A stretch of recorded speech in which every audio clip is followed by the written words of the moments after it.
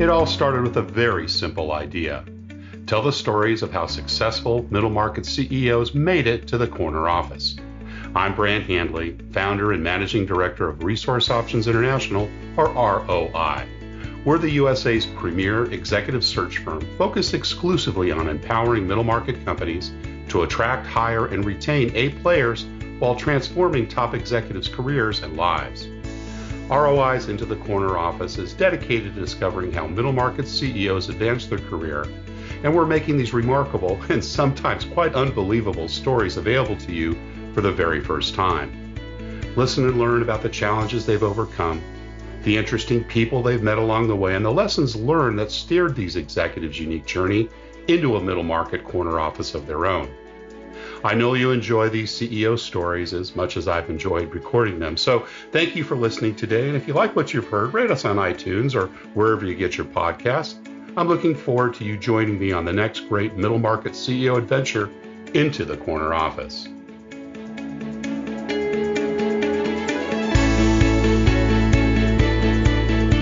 My very special guest today, marking the 100th episode of ROI's Into the Corner Office podcast series, is Cheryl Bachelder.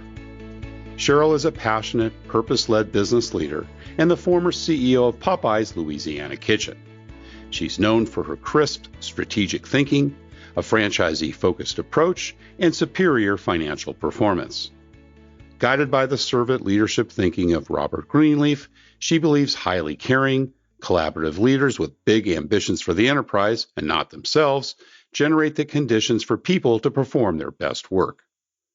Cheryl's earlier career included brand leadership roles at Yum! Brands, Domino's Pizza, RGR Nabisco, the Gillette Company, and Procter & Gamble. And she also wrote a best-selling book, Dare to Serve. Cheryl holds a bachelor's and an MBA degree from the Kelley School of Business at Indiana University, and she and her husband, Chris, reside in Atlanta, Georgia, and attend Buckhead Church.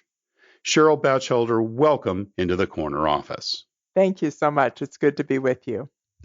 Wonderful to have you here too. And, this is so exciting because you are our 100th episode. And we're going into our third year now with the release of number 100. And it's just so exciting. As I think I mentioned in one of our earlier meetings, unfortunately, there's a dearth of women executives in the CEO position. So I'm so excited to be able to have someone so accomplished as you with regards to your past history and hear your story, particularly as it relates to servant leadership and how Christ has played a role in your continuing career. And what we like to do, Cheryl, is always kind of start with the early years. So if you don't mind, let's roll back the time clock a little bit and tell us about, where you grew up and what your early family life was like. Well, that's a big part of my life story. My family has been a very influential part of bringing me to this point in my life, every step of my life. Strong parents. I'm the oldest of 4 children. Oh. The fun thing about my parents is they had a huge sense of adventure about them. And so they took us, their 4 children, on a worldwide adventure trip called Our Upbringing. Wow. We started on an Air Force base in Columbus, Ohio, is where I was born. Yeah. Promptly moved to Alaska for an exciting winter in the frigid north. Do you remember it? Not at Do you remember all. that winter? Yeah. Not at all. Then back to my parents' home state of Indiana, where my father came out of the Air Force and began his career as an engineer for General Motors. But the big adventure began when I was 9, and I would have had 2 sisters and a brother by that point. Right. We moved to Silicon Valley with a handful of people who saw the opportunity for the technology to change in electronics. And that really was my father's entire career, was learning how to manufacture sophisticated electronics. Was he an engineer, Cheryl, or what was his profession? He was an engineer by training, basically math and science guy to the core. Right. He ended up leading the build out of 16 electronic factories in Asia from 1974 to 1985. Whoa, that's early days. Yes, really the beginning. And it sounds like mom was pretty busy with home life. Did she have a profession before having children or afterwards? My mother was a school teacher, School teacher. Cool. and a good school teacher. Yeah. She particularly enjoyed special needs children. Mm. And she was great at using those teaching skills with us at home. Home was a well-planned adventure with mom of arts and crafts and Ah, piano lessons and ballet and all kinds of activities. And then when we fantastic. began moving around the world, she really was the brave one who taught us how to move to new places and meet new Yeah. people Right. and Right. take the city bus and all the fun Yeah. things we learned to do at a very young age.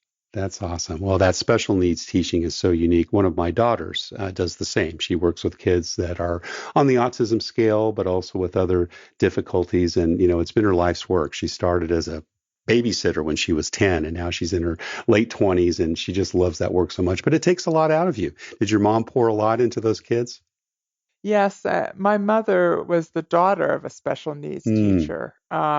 And so she's really been in that environment her whole life. And she just loves young people mm, with special needs or not. She wants to come yeah. alongside and help them discover reading and discover curiosity about learning history. And she's very patient, very kind. Mm. And to be honest, she pretty much loves everybody under 10. I joke that, when my kids became teenagers, she didn't like them nearly as much, but neither did I. Sounds very similar to my Natalie. I love it. Yeah. What kind of lessons do you remember from mom and dad in those early years? Were there some specific things that inspired you from their teachings? We have a real history of dinner table stories in Mm, our family. yeah, And I bet. often bring this up to young parents. You have no idea how much young kids are taking in as you sit with them at the dinner table That's because you're right. debriefing the day, right? Yeah, And yeah. you're talking about what happened and why it happened and how to think about it and how to decide and what truth is and all kinds Mm, of important things. And so, that was my experience. Most of my life lessons happened at a dinner table as we either yeah, talked about, I got in a little squabble with a friend at school. How did I resolve it? Or my dad would say, we have a business issue and it looks like this, and here's how we solve it. right, right. And he would let us ask questions. My mom and Mm, dad raised four children who became presidents or CEOs of businesses. fantastic. All And four of you. all four of us. And I Fantastic. just think Wow. we were sitting at the table learning not just the skills, but the values by which you make important decisions that impact other people. Yeah. What role did Christ play in your upbringing?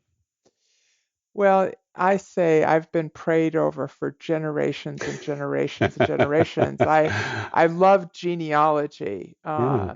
and so I love the history of my family, but I actually knew all four of my grandparents, Oh, and they fabulous. were active shepherds of our faith Yeah. development. And I remind grandparents of that. You have no idea how influential you could be for generations to come by breathing in. Absolutely. My maternal grandmother is one of my favorites. She was 5 foot nothing and an immigrant from Holland. And boy, did she love Jesus. That had such a lasting impact on me. Did you all live nearby? Were your grandparents close to you? I mean, you moved around a lot. Well, one of the benefits Yeah. of all this world travel is we usually Yeah. came home Yeah. for the summer and saw grandmas. Nice. So Nice. a lot of time, and then when we got older, we often stayed at grandma's house, either Great. during college breaks and those kinds of things. My Right. sisters both did summer jobs at grandma's house. So my father's mother in particular, we spent a lot of time with, and Mm, she literally had a scripture or a hymn to any question you ask her.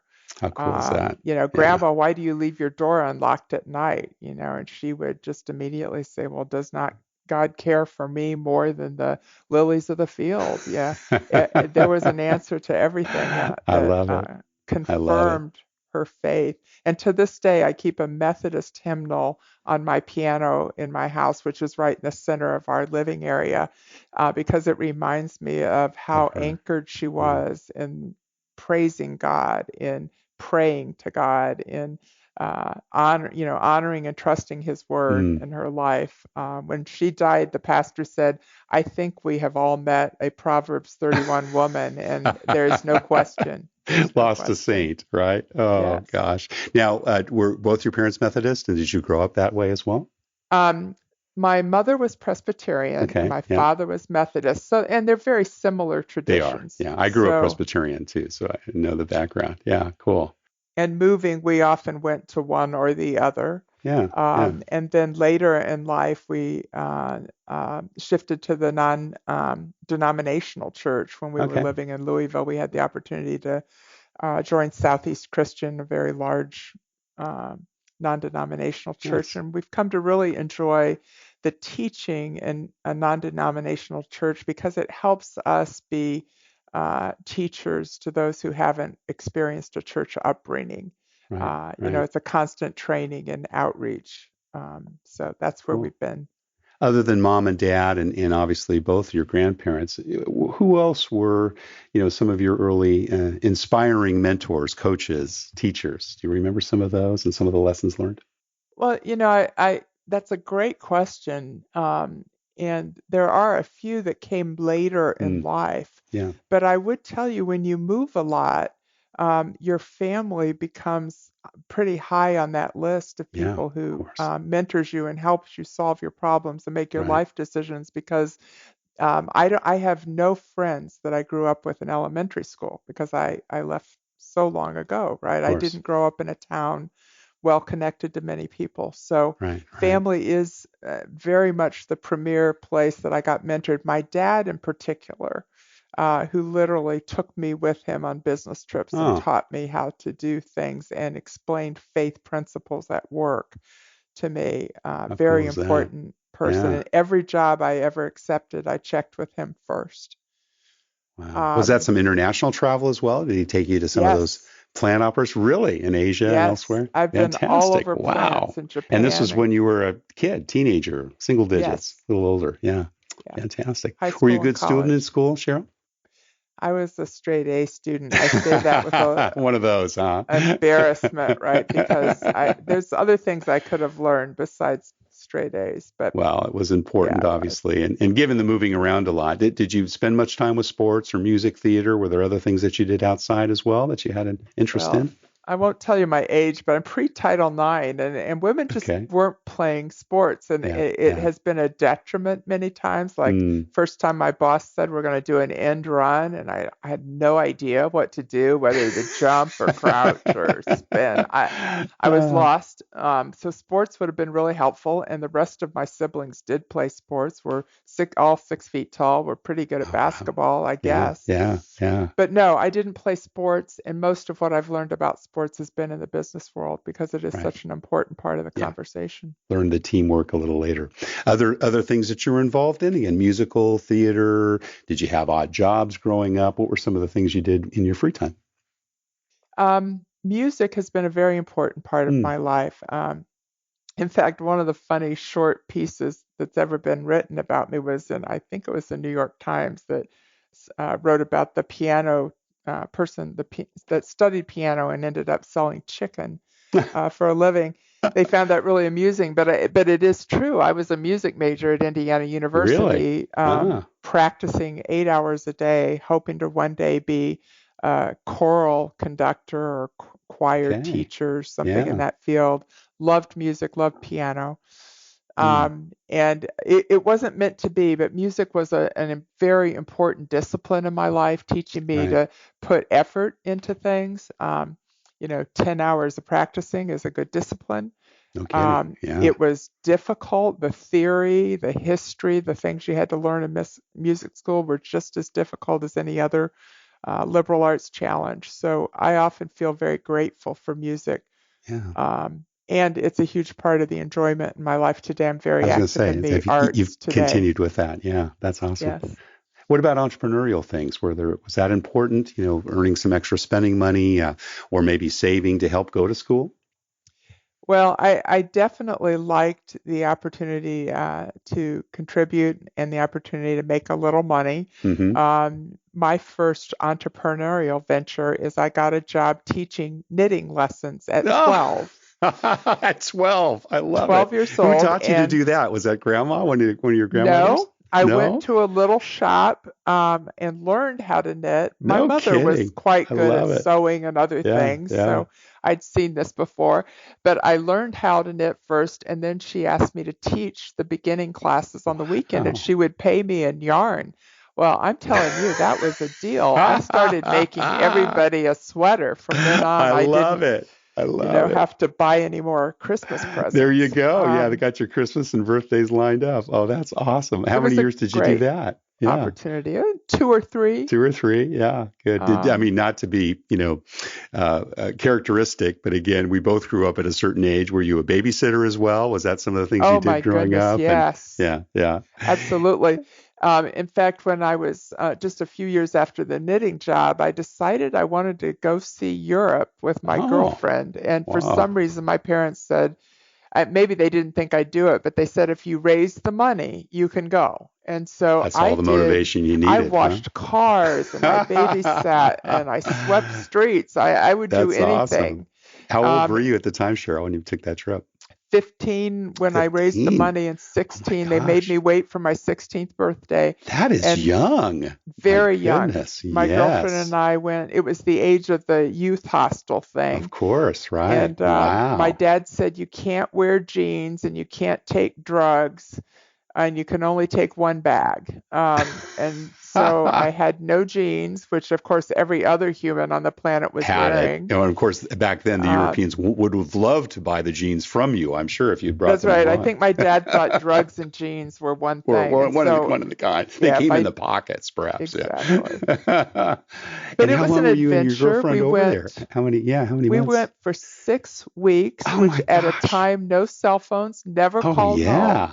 Right. And My literally, when I goodness. flew back to No San email. Francisco, my parents met the plane. That was it. And I Wow. probably didn't tell them much about that trip until I was 40.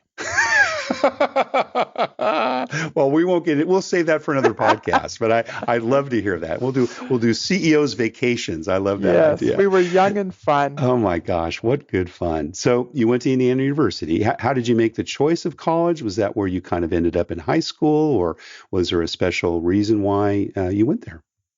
Well, both my parents had graduated from Indiana University, Okay. and they actually met in the Sigma Kappa sorority Oh, house. got it. My Yeah, dad was a houseboy. My mom was an officer of the sure. sorority. Awesome. So they moved to Hong Kong in my senior year of high Oh my school, and they gosh. said, Wow. we think it'd be a good idea if you lived near grandma, so why don't you go to Indiana? Okay. I was a California girl at that point. I All didn't right. think that was Yeah. such a fabulous idea, but when I got into music school, which is one of the best schools at Indiana, um, I said, okay, I'll do the thing they Yeah. suggested, and I went back there for music school. Ended up, they have one of the best business schools in the country too, so it worked out well. Awesome. So Um, did you get a dual degree, both music as well as business, or what did you end up no, I studying? left the music school at the end of my sophomore year, Okay.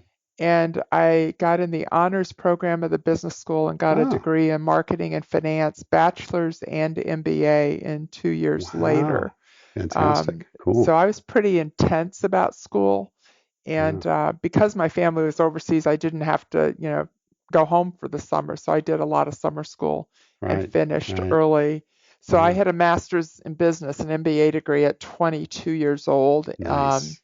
I didn't have a lot of work experience, which I would tell people Right. today. I think Right.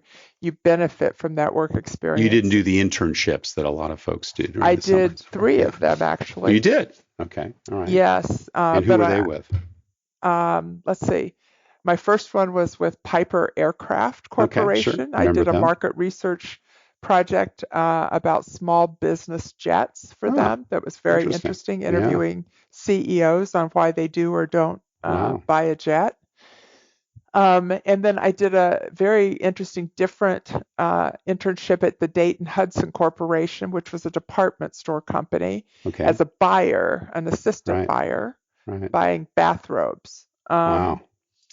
And I often say I discovered my career by discovering what jobs I didn't like. I didn't like market research, and I Yep. didn't Yeah. like being a buyer. And so Yeah. I went into brand management after I got out of school at That's right. Procter & Gamble. We share that trajectory. I started in Yes, brand as well a couple of years after you, but great company. And, it's funny you say that. I thought I wanted to go into banking. I was getting international business career. I like money. I like business. I did an internship, believe it or not, with Bank of America when Apple was still private. And that was one of their clients. Hated it. Absolutely abhorred it. I thought I would never go into banking again.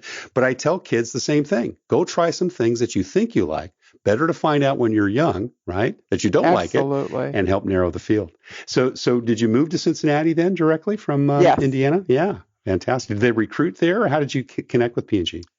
They recruited at Indiana. We had a really good placement department. Awesome. And it turned out to be a really good idea, a great foundation for my career because brand management was truly my love and led my career. And then I also met my husband at Procter & Gamble. Oh, you so did? It was Okay. a 2-for-1. Yeah. Was he in brand as well or Yes. where was he? Yeah. Fantastic. So Procter gives people leadership lessons, leadership responsibilities fairly early on. What were some of the leadership lessons that you learned in those early days from, bosses and mentors you had at Procter? Procter at that time was an incredible training company. They literally took a very, straight out of school green kid in me, taught me how to run a meeting, how to make a budget, how to analyze business results. I remember so many skills training opportunities there. And then time management, organization. Yes. And then they really did teach you how to behave, how do you act at the company Christmas party? How do you speak at a meeting with senior executives? I mean, the full gamut. How do you dress for a meeting with the ad agency? That's so true. They gave me an assignment once that I look back on just with total embarrassment. They sent me to New York to tell Dancer Fitzgerald Sample, a major advertising agency, what P&G expected from their ad agencies. I was dumber than rocks, 23 years old, and here I am preaching the P&G way to this major league advertising agency. I mean, they must have gone home that night and just shook their head. Were they a new agency to P&G? Is that why? They must have been new to the fold, or your new management team or something that caused that. But you think about what they entrusted me with, right? That incredible responsibility. They were willing to let me make some mistakes and do some work on their behalf that was risky for them. Yeah, absolutely. Well, it was obviously the first place you started managing people, right, Cheryl? At Procter? I didn't. I left at 3 years, so I didn't manage a brand for them. I was an assistant. So my first brand management would have been at Gillette. At Gillette, right? And that was prior to it being a Procter company, correct? Correct. Yeah.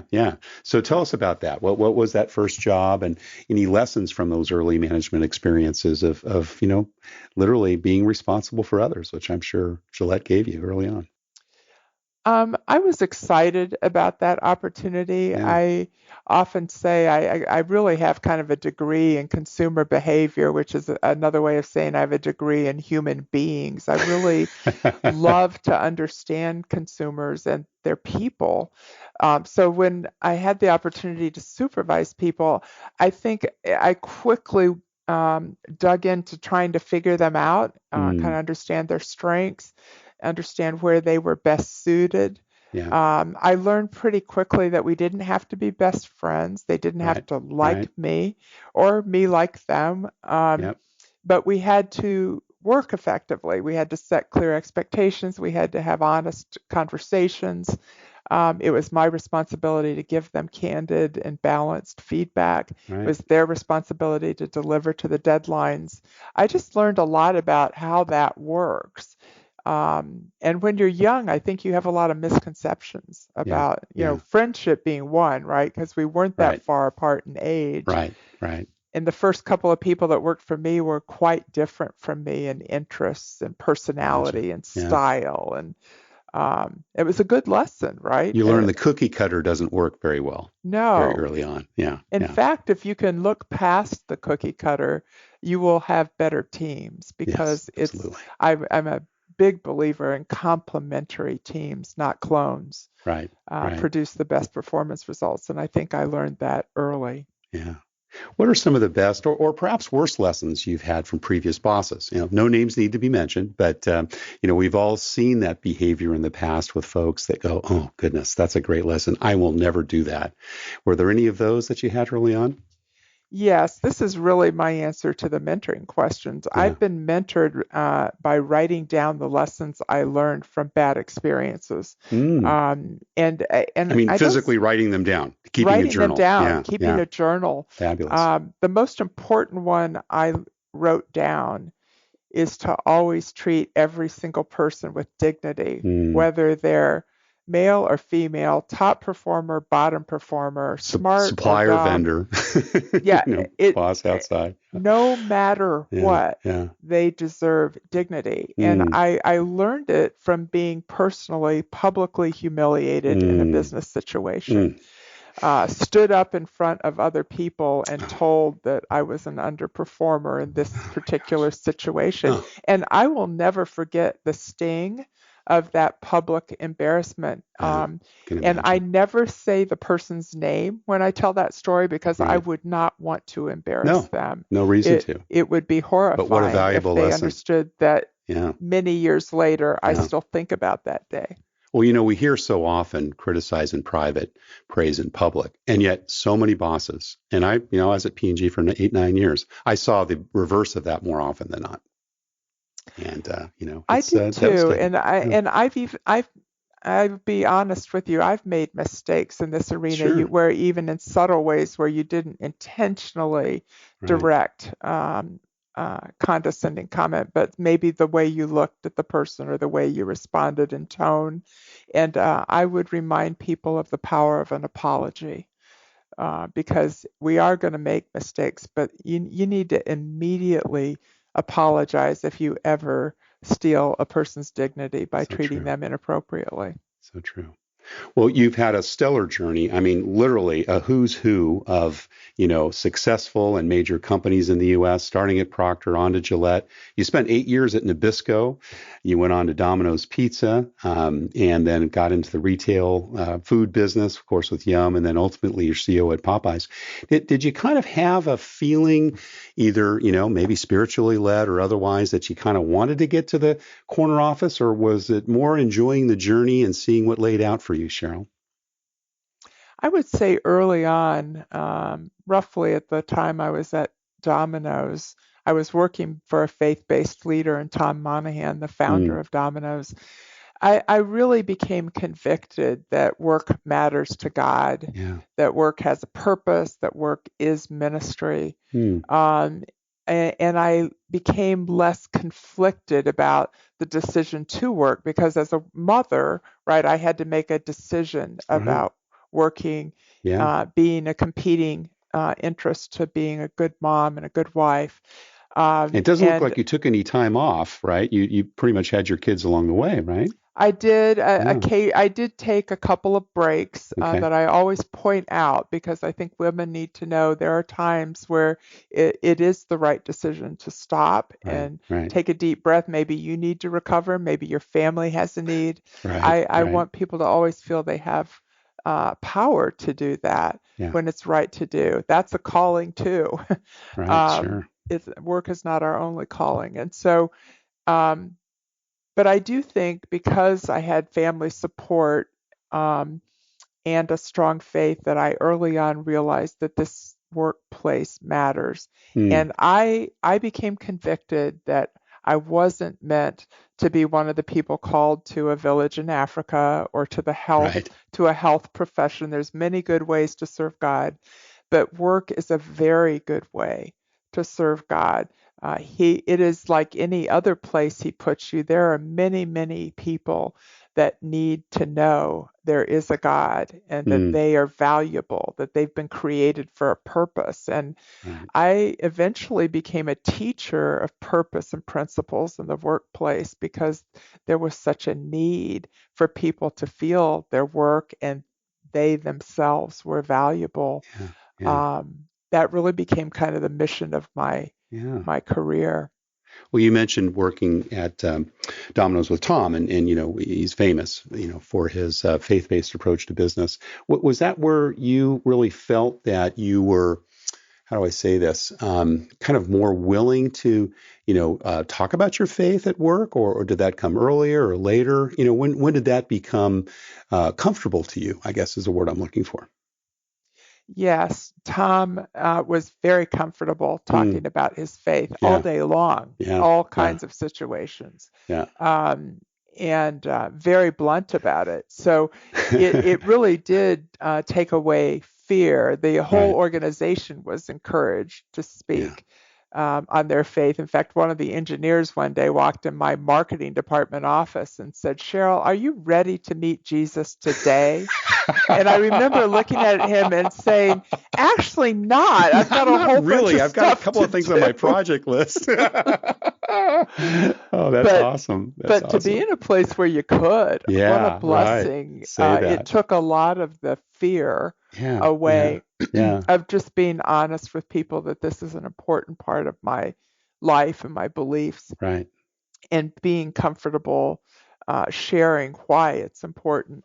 Yeah. Um, So Tom, was it kind of from that point forward then you were more comfortable with it, or had there been periods absolutely. I mean, before? I Yeah, was just yeah. going to tell a Tom story because Okay. on my Yeah. first day, he said, "To work for me, you have to have read Mere Christianity." And I said, "Well, Ooh. I've read it." Yeah. And he goes, "Have you read chapter 8?" Well, unfortunately, I couldn't remember the title of chapter 8. And he Right, says, right. "Okay, well, then we need to review." And he brought a copy out and he said, "Tonight, read Wow. chapter 8." Well, it's the pride chapter. Mm. That has become basically the foundation of all my leadership teaching. Is So cool. I Yeah. didn't understand how deeply rooted pride is in every single thing we do Oh as yeah. human beings. Oh yeah. And Tom embedded that like week one and reinforced it Amazing. in his Yeah. teaching. And even if I hadn't been a Christian, I think he would have changed my perspective forever on the role of ego in Right, business. right, right. Oh, that's fantastic. And then you transitioned there to Yum before going to Popeyes. Was that tough for you in your faith? Yum, Pepsi, not necessarily the one that would perhaps live or encourage people to live faith on their sleeve in the workplace, if that's a fair statement. Yes, well, some things happen in your life for work and some Right. things happen for family. And you Yeah. don't always know why you're being called to a So new true. assignment. Yeah. But Domino's got sold and Tom moved on and That's right. it was Yeah. owned by new owners and the opportunity changed. So I was recruited by a competitor, Yum Brands. Yeah. They were a very well respected company for culture. That's And right. so while they weren't a faith-based, family-owned Yeah. company, they Yeah. were well renowned for a culture of developing leaders, and they had very Absolutely. strong value plaques on the Yeah. wall, and Yeah. all that good stuff. So I was attracted to them. But I would tell you, I've been very public about the fact I only worked for Yum for 2 years, and I got Right. fired summarily from my job. So I had to conclude that that move was not about the job. It really was about our family. Yeah. And Right. we became deeply involved in our church. Our children were Hmm. well educated there. Our whole family got immersion baptized at Southeast on Easter Oh, Sunday, wow. the Cool. last year that we lived there, kind of Yeah. as a statement of where our family was in Right. our Right. faith development. It was very material to us, Yeah. and has been life changing for each of us and our family in Awesome. different ways. And so, you know, Louisville, which was the location, ended up being kind of a sending off point for our Oh, entire family. right. um, it happened, the failure part of it happened to be the perfect training for what my Popeyes experience would ultimately Yeah. be. Because Yeah. if you take time to learn from your trials and your failures, um, you will be prepared for the next God given opportunity. Absolutely. And I Yeah. didn't know I'd ever go back to a leadership job again, but eventually that opportunity came forward in Popeyes. And everything I put to work to make that company the success story it is Mm. today came from that little notebook of what went wrong. at I was so PNC. impressed. I don't know if you recall, but we were first introduced through a mutual friend that we both have at Procter. And you introduced me to your HR people. And I had a chance to chat with them a few years back. It was early on in my company's founding. And I think that, you folks were in pretty good shape. But I was so impressed with them. I'm trying to remember the woman's name that was their head of HR, but she was just so lovely and, caring. And I just really felt this kind of servant leadership. And I always wondered how much of that came from the top or if, again, it was something that you recruited against there. But it sounded like feels like that culture was a very special one for you. Well, it was. We built it over a long period of time, and the woman you're talking about, Lynn, was right. She was the woman I recruited to drive it deep in the organization because our statement of purpose for the company was to inspire servant leaders to achieve superior results. We wanted to be a high performance company that built a case for servant leadership.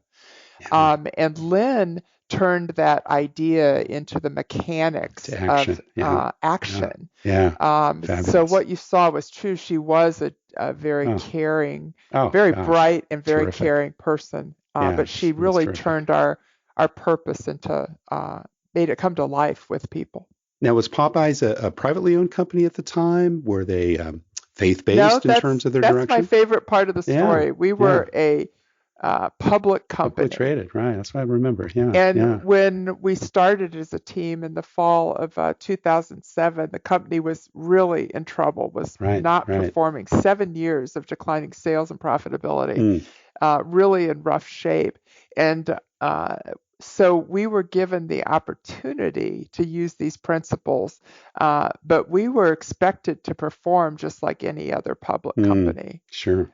So I think what our team is proudest of is not the facts of our success. Like everybody raves that the stock went from $12 to $79. That's cool. Yeah. But it was how we did it that I think was the story worth telling. And we made our franchise owners the center of every decision we made. That's right. From that day forward. We served them well. They made a ton of money and their families thrived. And it's the proudest thing on my resume that I say to you is awesome. What happened to those families was the proudest accomplishment in my career.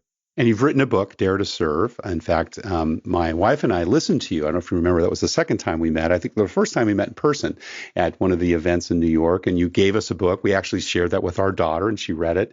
Was that written during your time at Popeyes or kind of following that? Yeah. Yes, the first edition was written at Popeyes, and then the second edition, which kind of includes a couple chapters that wrap up the story, was published after I left Popeyes. Cool. Now, was faith a part of, kind of the management team? Because, in a publicly traded company, that could be a little delicate at times, right, with regards to how that's lived out? Or was it kind of more of an underlying principle that everybody kind of felt and knew was important to you and to your leadership team?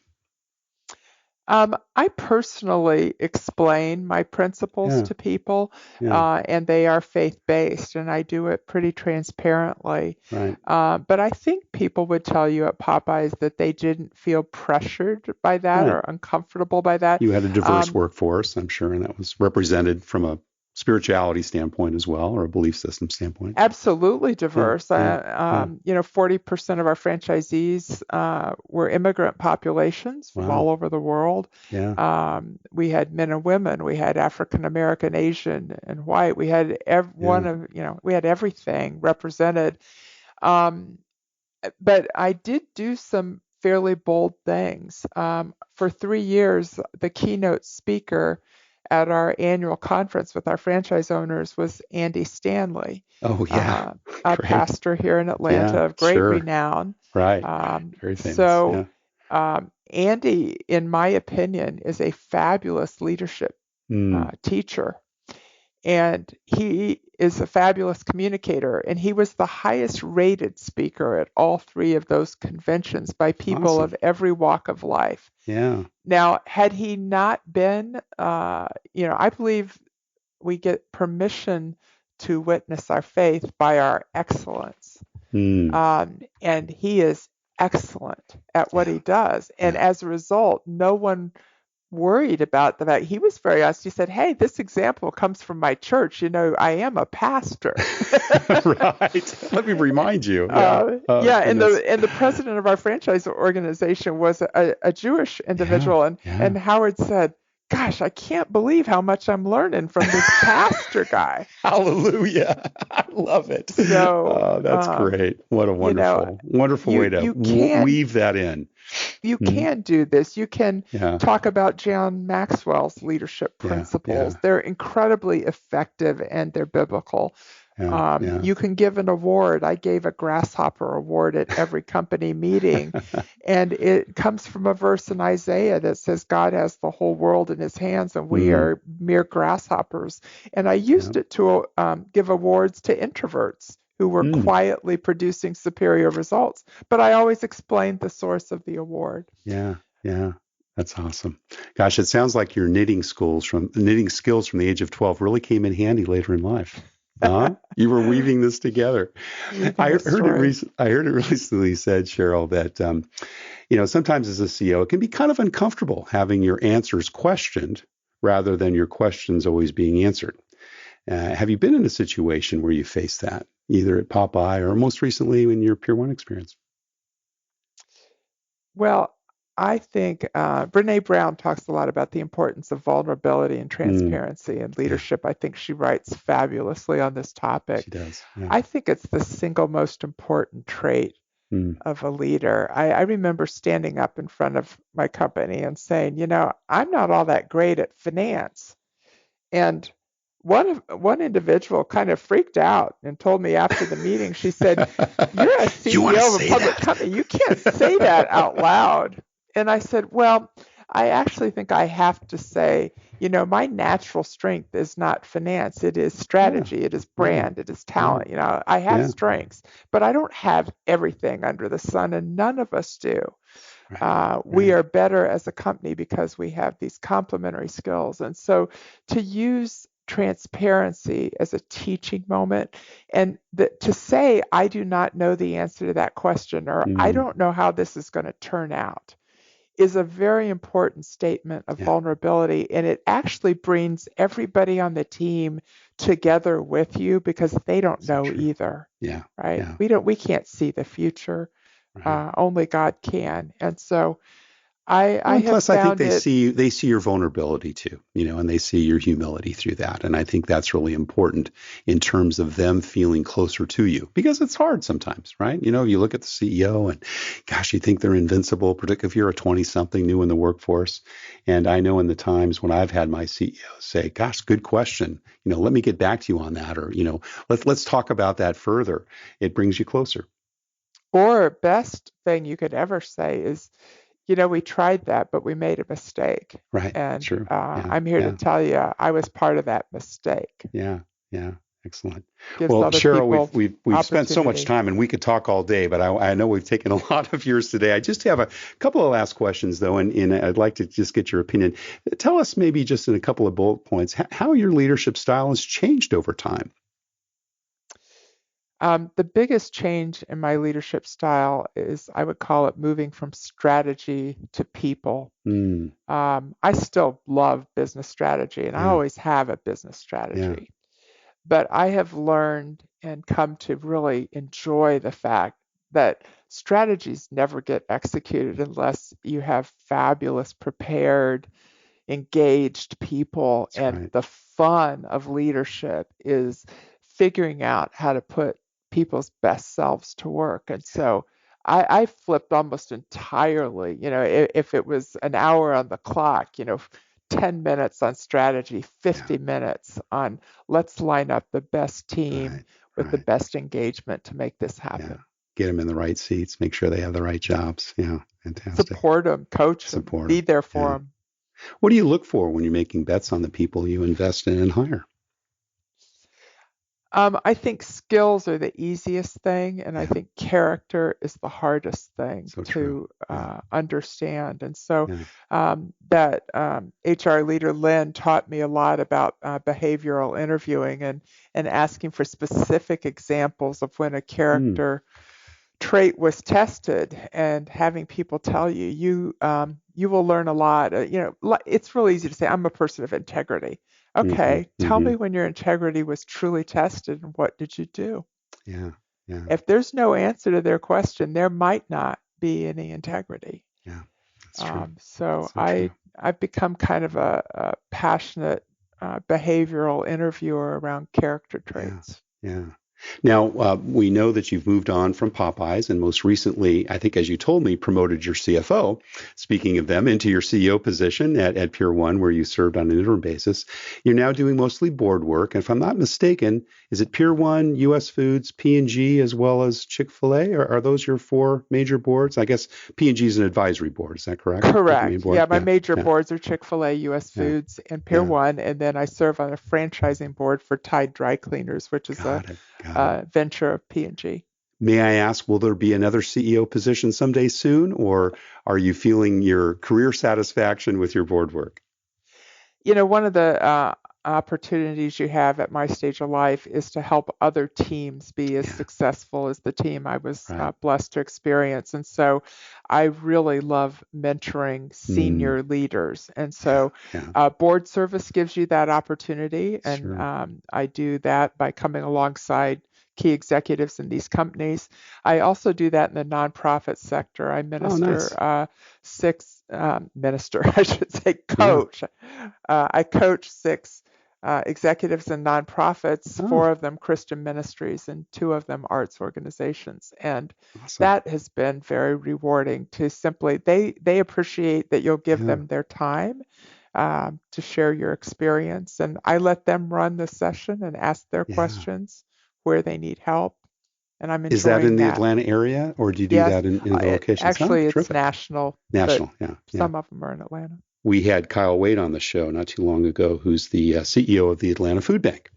And fantastic work they do. Do you know Kyle, or have had a chance to look at their organization? I know of him. Yeah. And one of the reasons I love living in Atlanta, the nonprofit leaders here are amazing, both in ministry and in community. It's on fire. Yeah, it is. It is. We're having more of them lined up soon.